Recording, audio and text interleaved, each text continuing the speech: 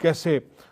سیدہ خدیجہ الکبریٰ نے نبی پاک صلی اللہ علیہ وسلم پر جب وحی نازل ہوئی اور اس کے بعد کیسے انہیں تسلی دی اور ان کی ڈھارس بندھائی اور ان کا ساتھ دیا۔ ماشاءاللہ یہ بہت اہم سوال ہے، میں سمجھتا ہوں آج بھی ہر گھر کی ضرورت بھی ہے۔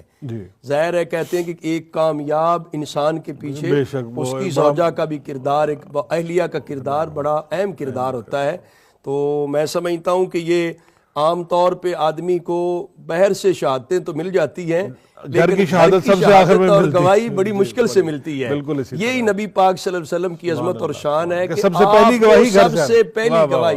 سب سے پہلی گواہی گھر سے ملی اور اہلیہ محترمہ حضرت سیدہ خدیجہ الکبریٰ رضی اللہ عنہا سے ملی کہ آپ نے جب وہ وحی کا تذکرہ فرمایا کہ اللہ تعالیٰ کی طرف سے یہ وحی اتری ہے، تو آپ نے اس موقع کے فرمایا کہ آپ کو تو اللہ تعالیٰ ہرگز ناکام نہیں کرے گا، کیونکہ آپ کا کردار اتنا اعلیٰ ہے، اتنا اجلا اور صاف ہے۔ آپ فرماتی ہیں کہ آپ نے حضور علیہ السلام کو یہ تشفی اور تسلی دیتے کہا تھا، اِنَّكَ لَتَصِلُ الرَّحِمِ، آپ تو صلہ رحمی کرتے ہیں، رشتہ داروں کے ساتھ آپ حسن سلوک سے پیش آتے ہیں۔ وَتَحْمِلُ الْكَلَّ، جس کا بوجھ اٹھانے والا معاشرے میں کوئی نہیں ملتا،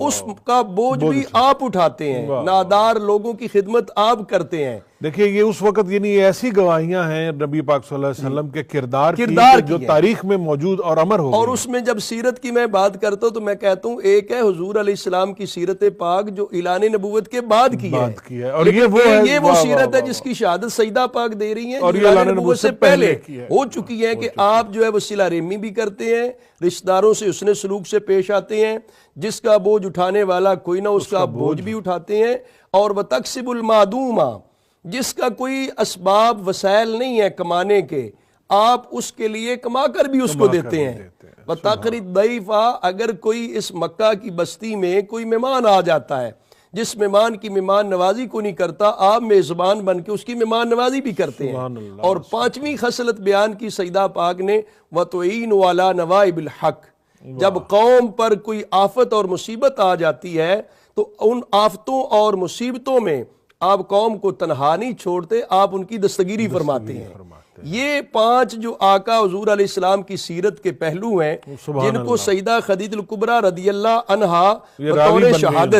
بطور شہادت اور بطور دلیل پیش کر کے آقا حضور علیہ السلام کے مشن مبارک کو کامیاب قرار دینے میں اس کا حوالہ پیش کر رہی ہیں۔ اس سے پتہ چلتا ہے کہ نبی پاک صلی اللہ علیہ وسلم کی سیرت کتنی اعلیٰ تھی، کردار کتنا اجلا اور صاف تھا، اور پھر سیدہ خدیجہ الکبریٰ رضی اللہ عنہ کے الفاظ اور کلمات کا جو چناؤ ہے اور ان کا مشاہدہ جو مشاہدہ ہے، اس مشاہدے کو کتنی خوبصورتی کے ساتھ سیدہ خدیجہ الکبریٰ رضی اللہ تعالی عنہا نے پیش کیا ہے۔ اور اس سے یہ بھی درس ملتا ہے ہمارے ناظرین کے لیے بھی کہ جو کامیاب لوگ ہیں، مرد ہیں، ان کو اپنے معاملات میں اپنی جو رفیقہ حیات ہے اس کے ساتھ مشاورت بھی کرنی چاہیے، اس سے کے ساتھ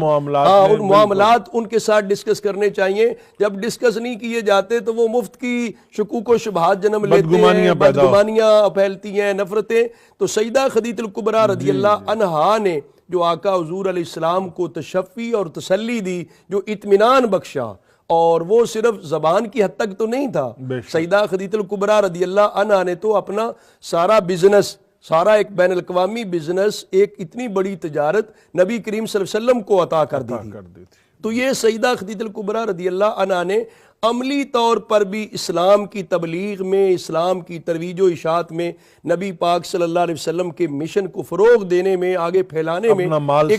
اپنا مال اور اپنا سارا سرمایہ، حتیٰ کہ جب وہ مشکل حالات آئے نبی کریم صلی اللہ علیہ وسلم کی مکی زندگی کے، جو شیب ابی طالب کے اندر 3 سال تک ایک معاشرتی بائیکاٹ، سوشل بائیکاٹ ہے،